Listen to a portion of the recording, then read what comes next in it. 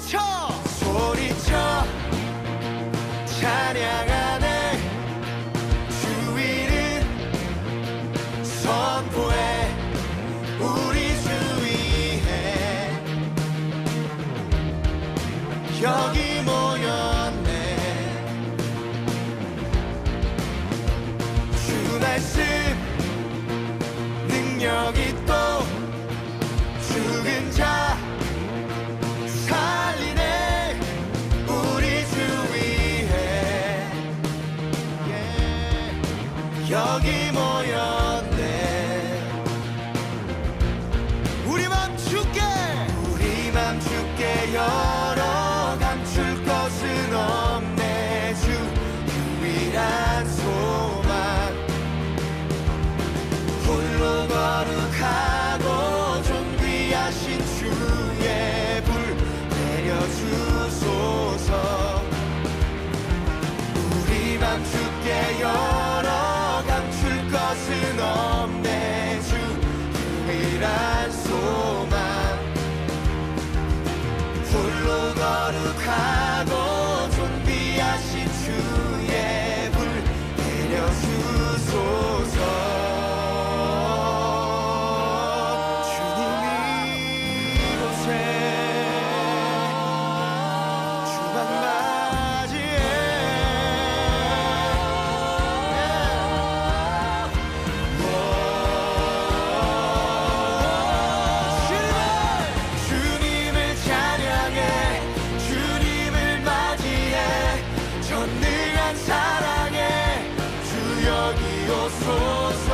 모든 영혼 깨어 주님을 찬양해.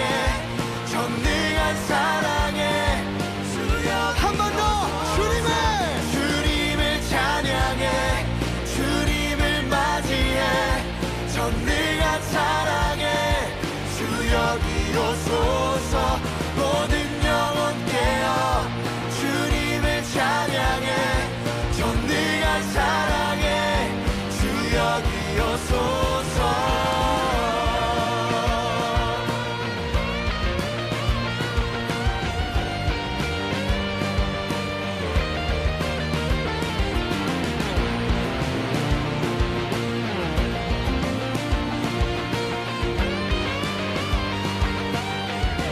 We welcome you with praise.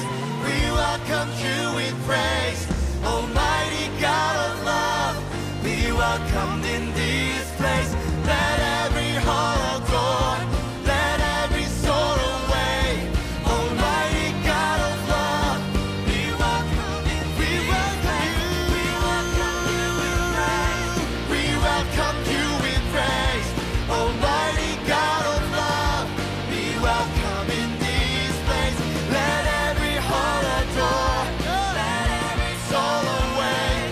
Almighty God of love, we welcome you with praise. We welcome you with praise. Almighty God of love, we welcome, yeah. Let every heart adore, let every soul awake. Almighty God of love, be welcomed in this place. Yeah. We welcome you, Lord.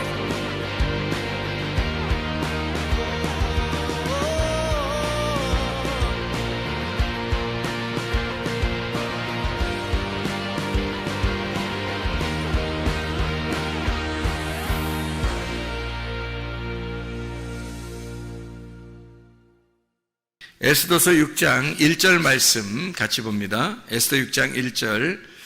그날 밤에 왕이 잠이 오지 아니하므로 명령하여 역대 일기를 가져다가 자기 앞에서 읽히더니. 여러분 잠 안 올 때 있어요, 없어요? 그럴 때 뭐 해야 되겠어요?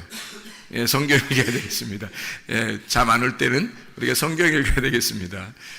갑자기 잠 안 오는데 이게 갑자기 안 오는 사람도 있었는데 에스더서의 6장의 1절에 그 왕이 아마 잠이 갑자기 안 왔다. 나도 그런 거 아닌가? 또 이렇게 낮잠을 많이 자면 밤에 잠이 안 오고요. 덜 피곤하면 또 잠이 안 와요. 그래서 운동도 좀 하고, 그러지 않으면 또 성경이라도 읽고 그러면 잠이 틀림없이 옵니다. 진짜 기가 막히게 잠이 잘 오죠. 성경 읽으면. 에스더서 6장 1절에 왜 하필 이 시간에 잠이 안 왔을까? 왕한테. 그죠? 이게 지금 내용이 에스더서 1장부터 이렇게 쭉 내용을 읽다 보면 여기 이 시점이 지금 에스더서 1장부터 몇 장까지 있냐면 10장까지 있거든요. 근데 6장에서 하이라이트거든요. 그러니까 하이라이트예요. 그러니까 1장부터 10장까지 해서 아주 하이라이트 부분이에요. 이 부분이. 근데 어떻게 되어 있냐면 6장 1절에 갑자기 왕이 잠이 안 오는 거예요. 그러니까 이게 그날이 어떤 날이냐면 이 날이 모르드게를 나무에다 매달아서 죽일 날이에요. 그날 이 날이. 그러니까 그 죽이려고 허락받으러 오는 날이에요. 그날. 그 하만이. 근데 이상하게 그날 딱 와가지고 허락을 받으면 바로 이제 매달아서 죽이려고 그랬거든요. 6장을 읽어보면 그렇습니다. 그런데 갑자기 그 전 밤에, 그러니까 이제 아침이 되면 이제 매달릴 판이에요. 근데 그 전날 밤에 희한하게 잠이 안 오는 거예요. 하나님이. 이상하잖아요. 갑자기, 그죠? 그러니까 이걸 이제 우리들 말로 말하면 타이밍 죽인다. 이런 말 할 수 있죠. 그죠? 타이밍이 아주 끝내줍니다. 그래서 요게 만약 그 전날 이런 일이 없었다면 아마 타이밍이 어긋났을 수도 있어요. 그날 이 허락받으러 왕한테 가는 그런 날이거든요.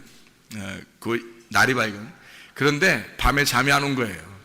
그래서 하만이 그렇지 않아도 딱 오자마자 이제 왕이 뭐라 그러냐면 너 잘 왔다. 내가 잠이 안 와서 일기를 봤는데 거기에서 진짜 나한테 굉장히 유익하게 한 자가 있는데 내가 어떻게 했으면 좋겠냐. 그러니까 자기인 줄 알고 막 얘기를 하잖아요. 이렇게 해줬으면 좋겠다, 저렇게 했으면 좋겠다. 그걸 완전히 그거 다 해주라고 모르드게한테. 모르드게가 계속 인사도 안 했던 사람이거든요.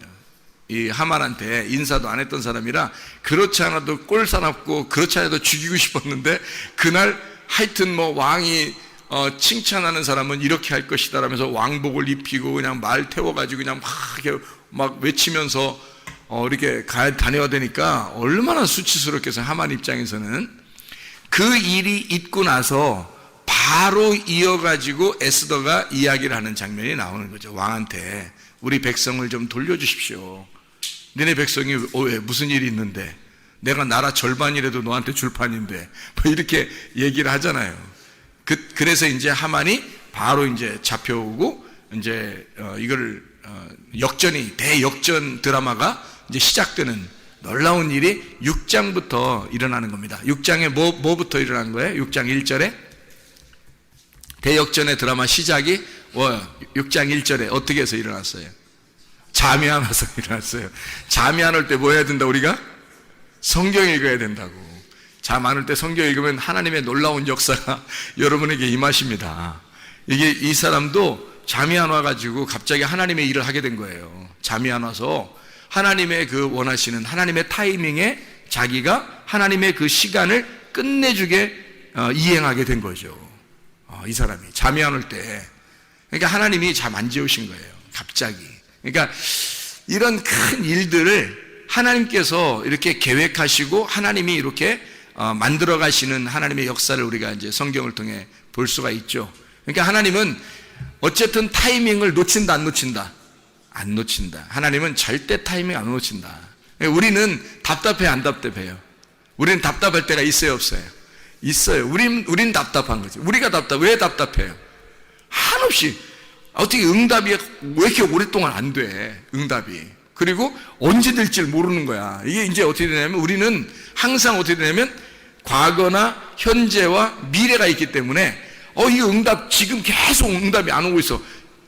작년에도 응답이 안 왔고 계속 응답이 없었으니까 앞으로도 응답이 안 되면 어떡하지 하면서 그 두려워하는 마음이 늘 있단 말이에요. 사람들은. 왜냐면 과거, 현재, 미래를 사니까. 근데 하나님은 답답할 일이 별로 없어요. 하나님은 답답할 일이 없으니까 내가 지금 역사할게. 그럼 그 지금 역사하는 거예요. 근데 그게 희한하게 우리의 인생에서 하나님이 그 우리의 인생을 간섭하시는데 절대 거기서 타이밍을 안 놓친다는 거죠, 하나님이. 근데 사람들은 답답하고, 내 기도한 게 왜 이렇게 안 되지, 그렇게 할 수 있어요.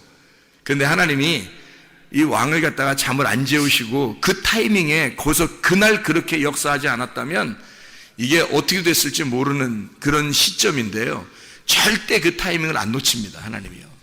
왕을 잠을 안 재워서라도 그 역사를 이루는 거, 하나님의 뜻을 이루는 거예요. 그게 하나님이셔요. 보라, 지금은 은혜 받을 만한 때요, 보라, 지금은 구원의 날이로다. 하나님은 항상 현재, 지금만 있다. 하나님은 항상 현재만 있는 것이다. 그러니까 과거나 미래가 아니라 현재, 지금, 네가 지금 기름 등불 준비하고 있느냐, 네가 지금 주님 만날 준비하고 있느냐, 네가 주님 언제 오실지 모를 때 너는 지금 주님 준비하고 있는 사람이냐, 지금 기름이 떨어지지 않고 있느냐, 이걸 물어보셔요. 주님이 그거 보신다고요. 그럼 우리가 그걸 준비해야 되겠죠. 슬기로운 다섯 처녀 되려면 마태복음 25장의 1절부터 13절 말씀에 있는 것처럼 슬기로운 다섯 처녀가 돼야 돼요. 미련한 다섯 처녀처럼 그렇게 등불이 꺼져가면 안 된다고요. 등불이 꺼져간다는 말은 진리의 말씀, 이 진리의 말씀만 등불이거든요. 거짓의 말씀은 등불이 아니에요. 같은 어둠이지. 진리의 말씀이 등불인데 그 등불이 꺼져가는 거예요. 내 속에서 진리의 말씀이 점점 사라지는 거예요. 주님이 나를 만나지 않기 시작하는 거예요. 그러면 그게 꺼져가고 있는 순간이에요. 그러면 그것을 위해서 여러분이 몸부림쳐야 합니다. 하나님, 내 기름이 떨어지지 않도록 이것을 놓치지 않기 위해서 울타리를 치고 살아야 되는 거예요. 하나님의 울타리를. 그래서 그 안에 사는 것을 율법이라 그렇게 말해요. 하나님은 스스로 계신 자니까 하나님은 살아계신 자란 말이에요. 스스로 계시다 그 말은 살아계시다 그 말이에요. 그럼 반대로 우리는 죽었다는 얘기고 우리가 죽어있는 자 어둠인데 주님만 살아계신 하나님이라는 거예요. 그 살아계신 그 하나님이 우리에게 뭐라 그러면 너 기름 등불 꺼치지 말라는 거예요. 내가 널 만나줄 테니까. 그게 꺼지면 어둡다는 거예요. 그거 꺼지면. 그래서 그거 등불을 계속 켜야 된다는 거죠. 그 왜 우리 사사기에 보면은 기도원의 300용사가 있죠. 그래서 거기 성을 갖다가 막 이렇게 돌면서 무너뜨리잖아요. 근데 거기 그 성을 무너뜨릴 때 항아리를 어떻게 해요? 항아리를 깨뜨려요. 항아리가 우리의 육체거든요. 말씀이 등불이고 거기 항아리가 육체예요. 말씀이 육체를 입고 오셨다, 그 주님이. 그래서 깨져야 될 것은 항아리고 속에 등불이 나타나는 거죠. 그러니까 결국 주님께서 죽으실 땐 뭐가 죽었어요? 육체가 죽으시고 말씀은 살아계시단 말이에요. 등불이 켜져 있다고. 그 등불이 계속 켜져 있는데 그게 내 속에서 등불이 켜져 있어야지. 그러려면 어떻게 돼야 돼? 내가 이게 육체가 돼야 돼요? 몸이 돼야 돼요? 몸이 돼야 돼요. 이 무슨 말이냐면 육체로 죽으셨으니까 육체는 내 육체잖아요. 예수님이 십자가 못 박혀 돌아가시는 그 육체는 나의 육체라고. 그러니까 나의 육체는 끝났어야 된다고. 십자가에서 끝나야 되고, 그러면 뭐가 돼? 그리스도의 몸이 돼야 되는 거죠. 그리스도의 몸이 살아있는데 그 속에 뭐가 있다고? 등불이 꺼지지 않고 있죠. 부활하신 주님이. 그래서 그 말씀이 내 속에서 계속 불이 타고 있는 거예요. 그러면 그걸 보존하는 이게 내가 육체가 아니라 몸이 되는 거죠. 그러면은 이게 교회가 몸이 성전인 내가 이걸 보호하고 살아가는 거예요. 이걸 꺼치지 않고 꺼치지 않고 계속 이렇게 보호하면서 살아가게 되면 신랑 만난다는 얘기입니다. 그게. 근데 이걸 꺼치면 안 되는 거죠. 그래서 육체는 이미 죽었으니까 육체대로 다시 살면 안 돼요. 그건 또 깨져야 될 거니까. 그러니까 육체가 깨지는 건 이미 끝났잖아요, 예수님께서. 그러니까 우리가 육체는 이미 끝났다고 우리가 회개하고 그 몸으로, 그리스도의 몸으로 말씀을 보존시키면서 살아가는 것이 그리스도인이다. 이게 등불 꺼치지 않는 방법이고, 기름을 계속 타야 되는 것은 아침과 저녁으로 계속 말씀으로 우리가 무장해야 된다는 것을 말하는 거예요. 계속 아침과 저녁으로 말씀을 무장해야 돼요. 성경에 있는 사람들도 아침과 저녁으로 모였죠. 그들이 아침과 저녁으로 말씀과 기도로 충만했단 말이에요. 그 사람들 왜 그렇게 했어요? 날마다 그들이 모이고 날마다 말씀과 기도로 충만했어요. 그 말은 그 사람들도 그 기름 등불을 꺼치지 않기 위해서 초대교회에서도 타락한 자들도 있었어요. 거의 없는데 간혹 한두 명 있었다. 근데 그 사람들은 어떻게 하면 꺼치는 사람이에요. 불이 꺼진 사람. 기름 등불이 기름이 꺼져가는 사람이라고. 그럼 미련한 다섯처녀가 되는 거예요. 슬기로운 다섯처녀가 되면 우리는 기름 등불을 꺼치지 말아야 돼. 그 꺼치지 않는 걸 뭐라 그러면 살아있다 그래요. 살아있다 그러면 스스로 있는 자가 계신다. 그게 생명이다라는 얘기예요. 생명이면 영생하는 것도 생명이잖아요. 영원한 생명. 그래서 천국에 사는 거거든 우리가. 사망 그러면 어둡고 사망 그러면 죽는 거예요. 끊어지는 거고 하나님하고 분리가 되는 것을 말하는 거죠. 그러니까 살아있어야 된다. 생명이 있어야 된다. 그러면 하나님은 우리를 다시 회복시키는 것이 하나님의 뜻이라는 거죠. 에스더서 6장에 보면 하나님의 회복시키시는 시점인 거죠. 이게 하나님이 절대 타이밍 안 놓치니까 왕을 잠을 재우지 않아서라도 하나님은 이 왕이 잠을 안 자게, 왕을 잠을 안 오게 해서라도 하나님의 타이밍을 맞추어 주신다고요. 절대 그걸 안 놓치신단 말이에요. 그러니까 하나님은 요 다음부터 어떻게 해요? 완전히 역전되는 대역전 드라마가 시작되는 거예요. 에스더서 6장 전까지만 해도 굉장히 암울하단 말이에요. 암울한데 6장 이후부터는 계속 반전에 반전을 거듭합니다. 그래서 역전극이 드라마가 이게 막 시작되는 거죠.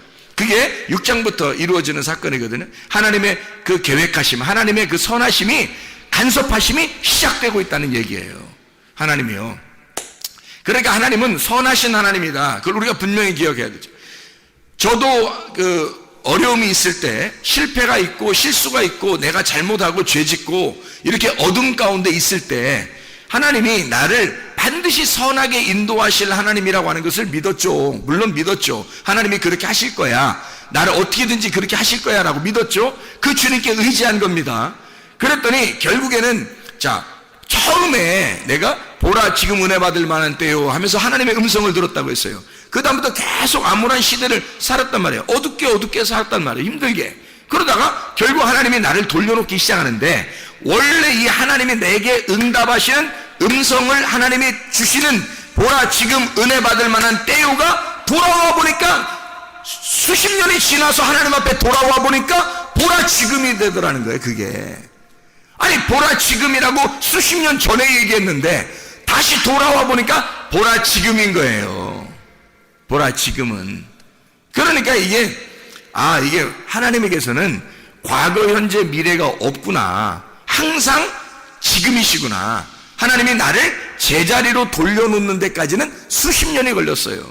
그런데도 그것이 지나고 나니까 그게 보라 지금은 은혜 받을 만한 때고 보라 지금이 구원의 날이더라.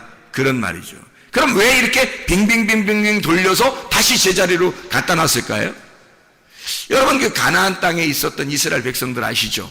야곱 때 아브라함, 이삭, 야곱이 가나안 땅에 살고 있었습니다. 야곱 때 어떻게 됐어요? 애굽으로 가게 하죠? 근데 그게 하나님의 계획이에요? 그냥 어떻게 우연히 된 거예요? 하나님의 계획이에요. 애굽으로 가서 다시 거기서부터 출발해요. 400여 년을 지나고 다시 오게 해서 원래 가나안 땅으로 들여보내질 때까지 이것을 기간을 엄청나게 지난단 말이에요. 수백 년이 걸려서 이거를 지나서 그 과정을 지나서 결국 가나안 땅에 다시 돌려놓는 거예요. 그렇죠? 그게 하나님의 계획이란 말이에요. 그러니까 여기서 가나안 땅에서 떠나는 백성이 다시 돌아올 때까지가 바로 누구를 말하는 거예요? 바로 여러분과 저를 말하는 거라고요. 이건 이 사람들이 수백 년이 걸쳐서 우리를 보여주는 거란 말이에요. 이게 하나님이 원래 출발하는 그 장소에 하나님이 다시 되돌려 놓기까지는 수백 년이 이 사람들이 걸렸다. 저 같은 경우도 수십 년이 걸렸다. 하나님의 그 응답을 받은 그 시점부터 수십 년이 걸려 다시 제자리로 돌아오게 하더라는 거죠. 결국에는 하나님의 선하심입니다. 절대 타이밍 안 놓쳐요. 우리로서는 막 안타깝죠. 빨리 성공하고 싶고 빨리 뭐가 좀 되고 싶고 빨리 응답받고 싶고 기도했다면 척척 막 다 응답받고 싶고 그렇죠. 근데 절대 하나님의 타이밍에서는 절대 놓치지 않으니까 하나님의 타이밍에서는 늦은 게 아니에요. 우리가 늦다고 생각하는 거지. 하나님의 타이밍엔 절대 늦은 게 없다고요. 자, 예를 들어서 어떤 사람이 계속 어둠 가운데 이렇게 암울한 가운데 살다가 다시 돌아오는 시점이 돼서 딱 돌아오게 돼요. 원래 원점으로 하나님의 그 부르심에 딱 돌아오게 됐어요. 그 타이밍에 딱 맞게 왔어요. 왔더니 그 다음날 죽었더라. 괜찮은 거예요. 천국 가니까 괜찮다고. 돌아왔잖아요. 돌아온 거니까 하나님에게선 지금이라고요. 그게 우리는 한참 걸렸지만 하나님은 지금이야. 그냥 괜찮다고요. 우리는 자꾸 늦다고 생각해. 하나님께서 왜 빨리빨리 역사하지 않을까 이렇게 생각할 때가 많아요. 근데 하나님은 늘 지금이야. 하나님 절대 늦추지 않으십니다. 늦지도 않아요. 그걸 절대 타이밍을 놓치지 않는다. 왜 이렇게 돌리는가? 우리를 뭐 하려고 그러는 거예요? 애굽에 있는 이스라엘 백성들을 광야로 끌어내서 그 용광로 같은 광야에 집어넣었다가 다시 가나안 땅에 오게 해요. 그냥 바로 그냥 휙 오면 안 되나요? 하나님이 뭐 그런 역사하지 못하겠어요? 충분히 할 수 있거든요. 근데 안 한다고요. 광야에까지 집어넣고 그 다음에 다시 가나안 땅에 오게 해요. 광야에 나오는 것도 그냥 나오지 않아요. 원래 그냥 나오려고 했던 게 아니라 애굽에서 갑자기 왕이 바뀐 거예요.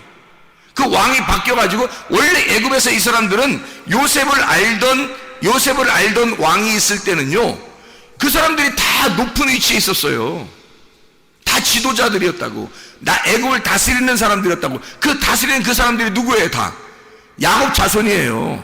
야곱 자손들이 요셉이 왕권을 가지고 있기 때문에 자기 형제들을 다 한 자리에서 다쳐서 그 밑에 내려갈수록 조카에게 또 자녀에게 손자에게 계속 400년 동안을 계속 높은 자리를 줬기 때문에 애굽에서 보통 높은 위치를 가진 사람들이 아니었을 거란 말이에요. 이 사람들이.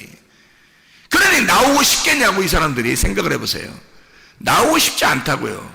그런데 어느 날 하나님께서 요셉을 죽였고, 요셉이 죽고 난 다음에 한참을 그렇게 살았는데 어느 날 요셉을 모르는 왕이 나타난 거예요. 요셉을 모르는 왕이. 요셉이 뭐야?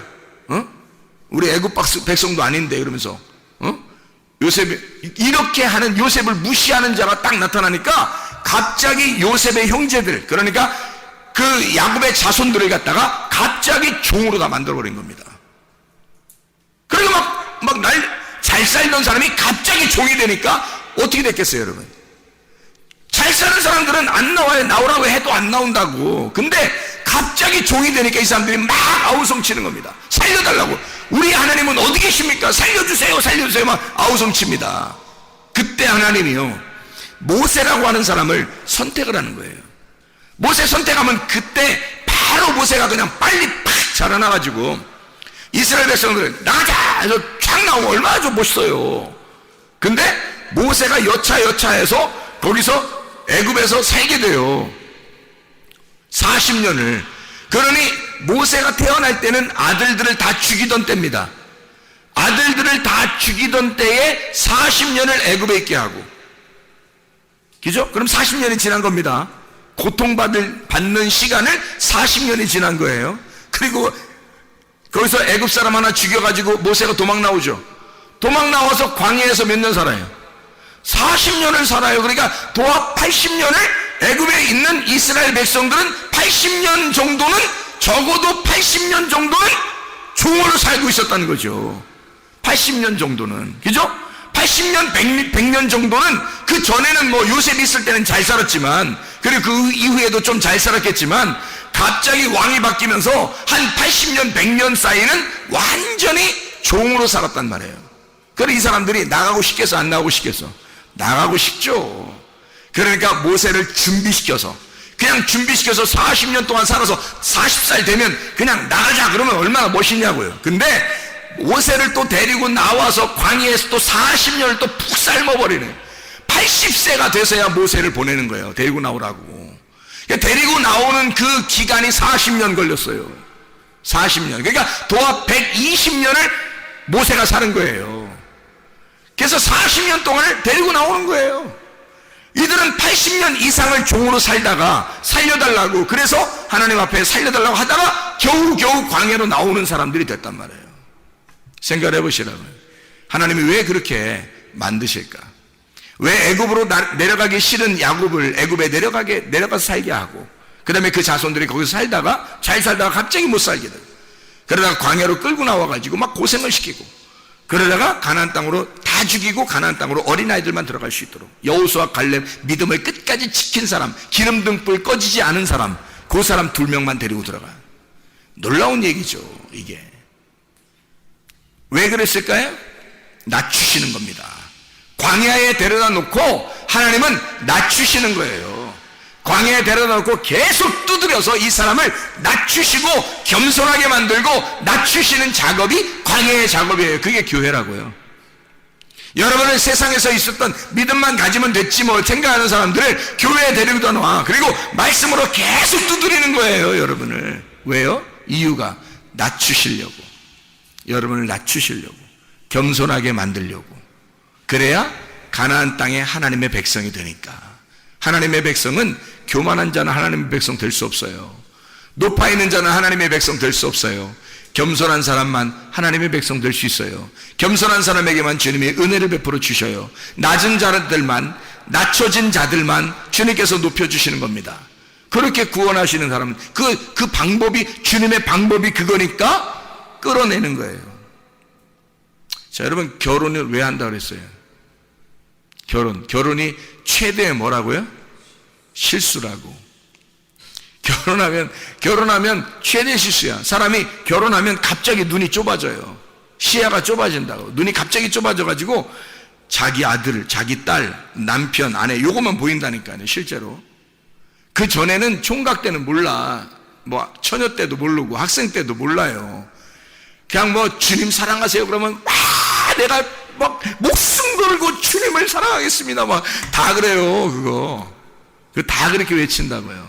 근데 결혼을 딱 하는 순간 눈이, 시야가 딱 좁아지면서 뭔가 이상하게 그때 결심했던 그것이 자꾸 이상하게 흐물흐물해진단 말이에요. 자꾸 청년 때, 학생 때 막 고백했던 그 고백이 자꾸 나 자신 이상해서 없어지는 거예요. 사라지는 거야. 그래 나중에 이제 뭐라 그러면, 내가 말이야 왕년에는 내가 옛날에는 내가 너희들처럼 진짜 내가 열심히 했었는데, 이렇게 이런 헛소리 픽픽 하는 거죠. 왜 그렇게 됐어요? 이 사람이 결혼만 안 했으면 끝까지 갔을 텐데 결혼했기 때문에 시야가 좁아진 거예요. 자기 남편, 자기 아내, 자기 자식, 자기 돈, 자기가 먹고 살 거, 요게 딱 보이기 시작하는 거예요. 그래서 그런 거죠, 그죠? 결혼이 그래서 예수를 믿는 사람들에게는 최대의 실수입니다. 그렇죠? 근데 예수를 언약의 말씀으로 만난 사람은 진짜 아름다운 게 결혼이에요. 진짜 행복한 게 결혼이거든요. 주님 놓치지 않으면서 결혼 생활 해보세요. 얼마나 아름다운지. 주님을 최우선주의로 생각하면서 결혼 생활 해보세요. 얼마나 아름다운지 몰라요. 항상 예수님이 1번이에요. 2번이 남편, 아내, 또 2번이 딸, 아들. 이렇게 항상 1번이 예수님 해보세요, 여러분. 그러면요 결혼 생활이 굉장히 아름다운 게 될 겁니다. 근데 시야가 딱 결혼하면서 시야가 딱 좁아지면서 어떻게 되느냐, 갑자기 사람이 어떻게 바뀌어? 갑자기 딱 가정만 딱 바라보게 되거든요. 일단 그래서 교회보다 가정, 하나님보다 가정, 이게 먼저 이걸 막 생각하게 돼 있어요. 그러면요 그것을 내가 이걸 먼저 생각해야지만 막 이렇게 하잖아요. 그러면 어떻게 되는지 알아요? 그들에 의해서 고통을 받기 시작합니다. 그들에 의해서.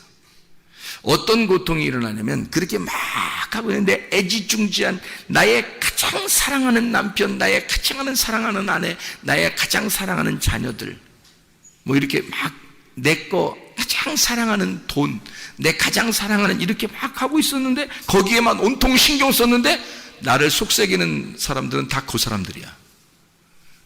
자기를 속삭이는 사람은 다 그 사람들만 하는 거예요. 다른 사람들은 자기를 속삭이지 않아요. 딱 자기가 진짜 신경 쓰는 그 사람들만 딱 자기를 속삭여요. 고통이죠. 결혼을 안 했었더라면 이런 고통이 없었을 텐데 라고 계속 생각하게 되죠, 사람이. 그죠? 근데요 진짜 주님을 만난 사람은 어떻게 될까요? 이것이, 이 고통도 하나님께서 내게 허락하신 이 기쁨도 하나님이 내게 허락하신, 이것이 다 주님이 항상 우선이니까 이것이 어떻게 되더라도 하나님께 맡기는 거예요. 그 주님께. 그러면요 그냥 기쁘죠, 결혼 생활이. 그러니까 기쁘게 결혼 생활 할 거냐, 내가 실수했어 하면서 결혼 생활 할 거냐, 이건 우리가 진짜 선택해야 돼요. 생명과 복과 사망과 저주를 네 앞에 펼쳐놓겠으니까 네가 살기 위해서는 생명을 선택하라는 거야. 생명, 말씀이잖아요. 주님을 선택하라는 거예요. 먼저 주님을 선택해보라는 거예요. 실제로 해보라는 거예요. 진짜 회개하고 한번 해보라는 거예요. 그러면 가정만큼 행복한 게 없고 자기에게 행복을 주는 게 없어요. 자기의 주변에 가장 가까운 사람만큼 자기에게 기쁨을 주는 게 없단 말이에요. 마음이 넓어지는 거예요. 자기에게 고통을 주던 것들이 자기가 회개하고 나니까 마음이 넓어지는 거야. 갑자기 자기의 마음이 다 두드려서, 자기를 다 두드려서 납작하게 내지니까 마음이 넓어지죠. 그러니까 그것만큼 다 받아들이고 아름다운 게 없는 거예요. 가까이 있을수록 더 아름답고 행복하고 기쁘죠. 바뀌는 겁니다, 사람이. 이게 실수가 아니라 내가 결혼을 안 했으면 어떻게 했을 뻔했어, 이렇게 되는 거죠. 내가 결혼 안 했으면 큰일 날 뻔했다, 이렇게 되는 거죠. 그렇게 한번 그런 인생 한번 살아보고 싶지 않아요? 근데 저는 그런 인생 살고 있는데, 진짜 그런 인생 한번 살아보고 싶지 않냐고요. 내 결혼 안 했으면 내가 어떻게 살았을까? 나 어떻게 됐을까? 결혼 안 했으면 큰일 날 뻔했다. 이런 은혜를 내가, 이런 말씀의 은혜를 내가 어떻게 깨달을 수 있었을까? 결혼 안 했으면 말씀이 그냥 막 보여. 결혼하니까 그냥 말씀이 쭉 보여, 그냥 다. 세상에 이렇게 호랑이도 제 말하면 온다고 그러잖아요. 그러니까 호랑이가 딱 그러잖아요. 내가 가장 중요하게 생각하는 게, 그게 사실 어떻게 보면 그게 나의 가장 큰 고통이 될 수 있다는 얘기예요. 언약의 말씀을 모르면요.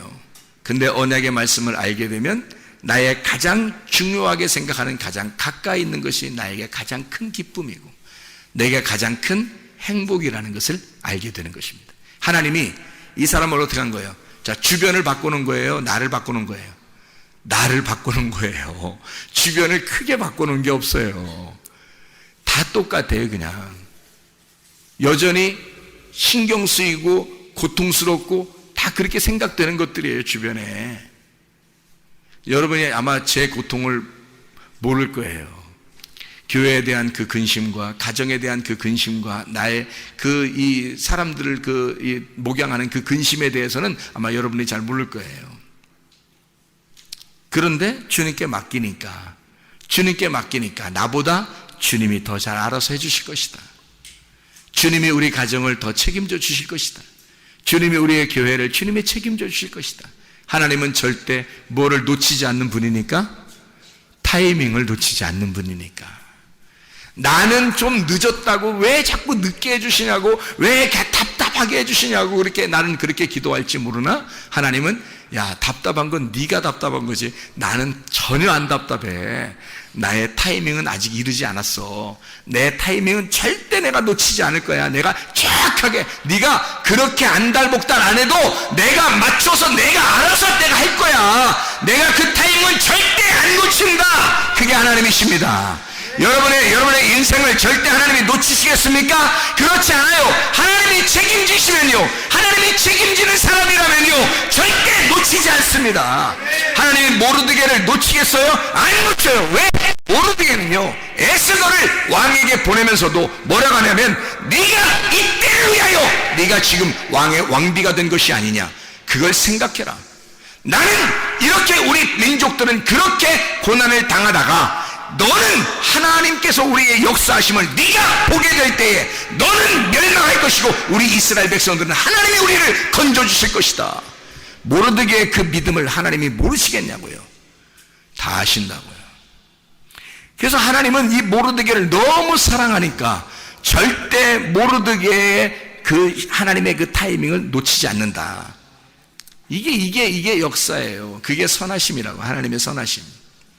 그러니까 그런 선하심을 여러분이 기억하고, 내 거라고 자꾸 주장하던 것들을, 그 주장하면 주장할수록 그것이 나를 공격해오는 그런 것들을 위해서 아주 고통받고 고생하고 살지 말고 하나님이 우리 마음을 고쳐주시는 그 하나님을 하나님께서 우리의 마음을 고쳐주시면 그냥 언제 이루어져도 이루어져. 언제 이루어져도 이루어져. 우리한테는 절대 늦는 것 같지만 하나님은 절대 늦은 적이 없는 거예요. 하나님은 절대 늦은 적이 없는 거예요. 그게 하나님의 역사예요. 하나님의 타이밍이라고 그러는 것입니다. 하나님의 뜻대로 살다가 주님 만나시기를 바랍니다. 우리가 고통스러워하고 실패할 때 주님은 거기에 항상 함께 하십니다. 생각해 보세요. 임마누엘 되신 하나님, 임마누엘 하신 하나님은 어디에서 함께 하시나요? 임마누엘 하나님은요, 이사야 7장 14절에 이사야 7장 14절 보면 이렇게 나와 있어요. 뭐라고 나와 있냐면 이사야 7장 14절에 이렇게 나와요. 그러므로 주께서 친히 징조를 너희에게 주실 것이라. 보라, 처녀가 잉태하여 아들을 낳을 것이요 그의 이름을 임마누엘이라 하리라. 처녀가 잉태하여 아들을 낳는데 임마누엘이라 하리라. 그래요. 그러니까 처녀가 잉태하면 돼요, 안 돼요? 원래 안 돼요. 처녀가 잉태하는데 처녀가 아기 잉태하면 죽어요. 그 나라 문화로서는. 그렇죠? 근데 처녀가 잉태하는 그 고통 속에서 하나님은 그 사람하고 함께 하겠다는 거예요. 그 고통 가운데. 그래서 이사야 8장 10절의 말씀에 보면 이렇게 돼요. 10절에 너희는 함께 계획하라. 그러나 끝내 이루지 못하리라. 말을 해봐라. 끝내 시행되지 못하리라. 이는 하나님이 우리와 함께 계심이니라. 네가 하고 싶은 거 다 해봐. 되나 안 되나? 안 될 거야. 네가 다 해봐. 안 될 거야. 내가 너하고 함께 있으니까. 이 말이거든요. 이해가 돼요? 네가 해볼 만큼 네가 다 해봐. 그래서 그 실패를 경험하고 네가 말하는 대로 다 되나 안 되나 봐봐. 다 안 될 거야. 근데 내가 거기에 함께 있어. 절대 나의 타이밍을 놓치지 않는다. 너는 이게 왜 늦게 응답이 올까? 왜 나에게는 이런 일들이 벌어질까? 왜 하나님 나에게는 내가 이렇게 하나님 앞에 열심히 하는데 왜 나한테는 이렇게 될까요? 내가 왜 내게 눈물이 이렇게 날까요? 왜 내게 이런 고통이 올까요? 라고 하나님 앞에 호소할지 모르나 하나님은 그 가운데 내가 너와 함께 있어. 그러면 만족하지 않느냐 이 말이에요. 왜 너는 네가 이루어지는 것들만 바라보느냐? 내가 너와 함께 하는 거 이걸 바라봐라 이거죠. 내가 너와 함께 있으면 되는 거 아니냐 이거야. 근데 사람들은 하나님하고 함께 있는 거 별로 원하지 않아요. 알아요? 여러분 기도하고 그냥 자기가 원하는 거 금방 막 됐으면 좋겠어. 아프면 기도하고 오늘 팍 났으면 좋겠어. 뭐 돈 없는데 빚도 못 갚고 돈 없는데 갑자기 돈이 갑자기 누가 전화 띠링 갑자기 가서 이런 기적들도 어떤 사람이 일어난대. 그러면서 나는 왜 이런 기적이 안 일어날까? 그래서 띠링 전화 와서 갑자기 누가 돈을 내가 돈 좀 주면 안 될까? 왜? 돈을 갑자기 막 갖다 주면 이러면 좋겠죠.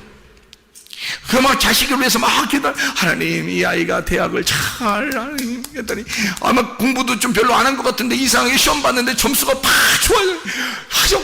할렐루야. 대학을 막 갑자기 좋은 데를 턱하니 집어넣었더니 그냥 턱하니 합격을 했어요.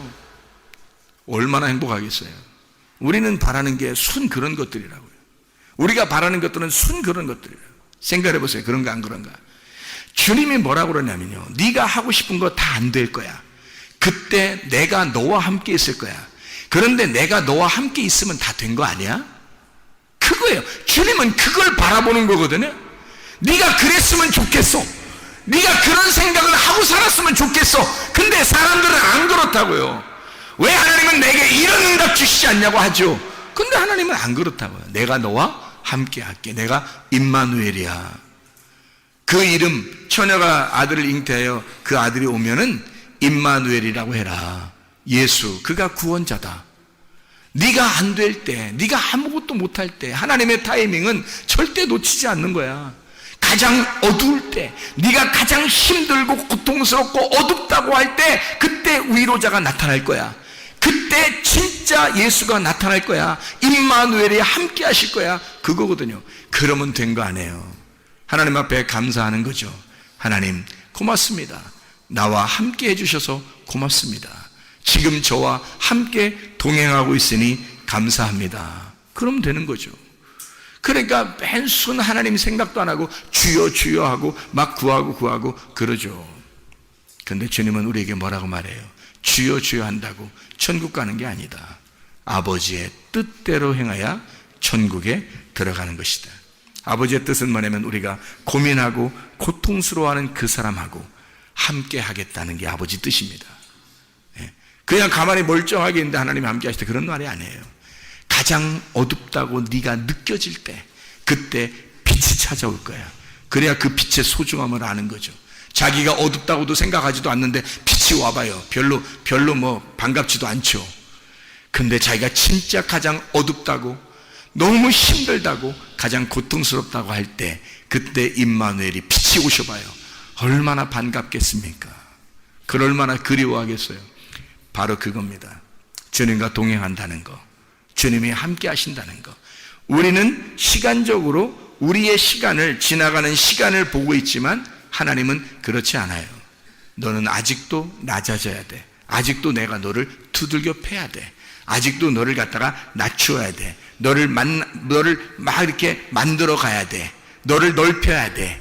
네 마음을 자꾸 넓혀야 돼. 마음과 생각을 내가 지켜줘야 돼. 이거를 자꾸 넓혀야 돼. 네가 아직 마음이 좁아.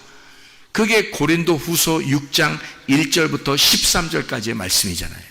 그게 보라 지금 은혜 받을 만한 때요, 보라 지금 구원의 날이로다 해놓고 주님은 우리 보고 마음 넓히라고 하잖아요. 마음 넓히라고. 마음 넓히는 것이 하나님의 목적이니까 마음만 넓어지면 주님이 함께 하신다는 걸 금방 깨닫거든요.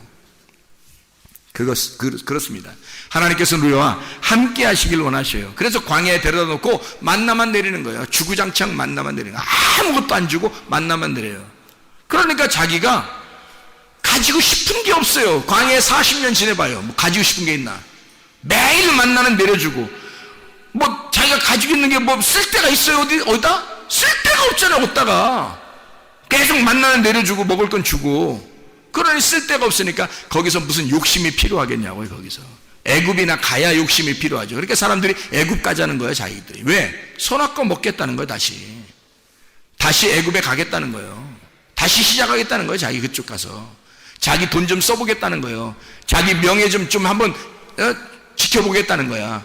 자기 거 한번 해보고 싶다는 거예요. 주님은 그거 홀딱 빼버리려고 한 건데, 그거 다 헐어버리려고 한 건데, 광야로 데려나와서 만나만 주구장창 내리면서 다 헐어버리려고 한 건데 사람들은 그거를 다시 요구한단 말이에요. 교회 나온 사람들도 다 마찬가지예요. 하나님의 간섭하심을 받는 걸 좋아하지 않고, 하나님 나를 간섭하지 말고 내가 한번 내 뜻대로 한번 하고 싶습니다. 하나님의 간섭하심이 있어야 돼요.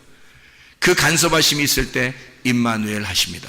하나님 내가 너와 함께 하겠다. 시편 30편 5절에 그분의 진노는 잠시뿐이요 그분의 은총 안에는 생명이 있습니다. 밤에는 울음이 있을지라도 아침에는 기쁨이 임하리로다. 너희가 그렇게 힘들어할 때, 너희가 고통스러워할 때 주님 내가 너와 함께 하겠다. 에스더 6장 1절 말씀, 하나님께서는 절대 하나님이 타이밍을 늦추지 않습니다. 놓치지 않아요.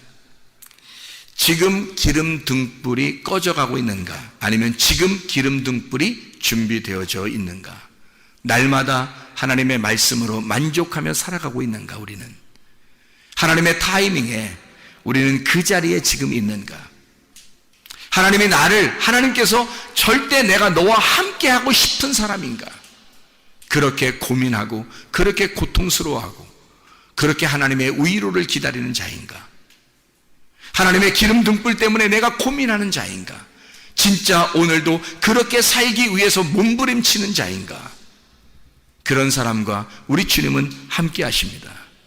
왜 하나님은 이렇게 우리를 고통 가운데 그냥 두냐면 하나님께서 우리를 디자인하고 싶어 하셔서 그런 거예요. 우리의 인생을, 내 인생을 내가 디자인하면 엉망진창이 나옵니다. 그러나 내 인생을 하나님 앞에 맡기면, 그러면 하나님께서 나의 인생을 디자인하기 시작하죠. 하나님은 우리의 가정을 하나님께서 디자인하기 시작하죠. 하나님의 방법대로, 하나님의 뜻대로 우리를 계획하신 대로 하나님의 그 타이밍 안에서 하나님이 우리를 만들어 가실 것입니다. 내가 답답한 거지. 내가 내 걸 만들려고 하다 보니까 답답한 거지. 하나님은 절대 답답할 일이 없습니다. 하나님은 자기가 디자인하여 여러분의 인생도, 여러분의 가정도, 우리의 교회도 하나님이 디자인하기를 원하신단 말입니다. 하나님께 맡겨서 하나님이 나를 디자인하시도록 그렇게 맡기는 인생을 살 것인가, 아니면 내 인생을 내가 디자인하여 망치면서 살아갈 것인가. 이것은 우리가 생명을 선택할 거냐 사망을 선택할 거냐, 우리는 선택하는 사람입니다. 주님, 오늘도 생명을 선택하며 살게 하옵소서. 일평생에 하나님이 디자인하는 내 인생을 하나님께 맡길 테니 하나님이 나의 인생을 디자인해 주십시오. 하나님, 우리의 가정을 주님께 맡길 테니 우리의 가정을 주님이 디자인해 주십시오. 하나님의 타이밍에 절대 그 자리에 모르드게처럼 있는, 그 자리를 지키는, 그 믿음을 굳게 지켜 거룩한 자존심을 가지고 있는 사람, 그런 모르드게처럼 하나님의 마음에 쏙 드는 사람들이 다 되시기를 바랍니다. 기도하겠습니다.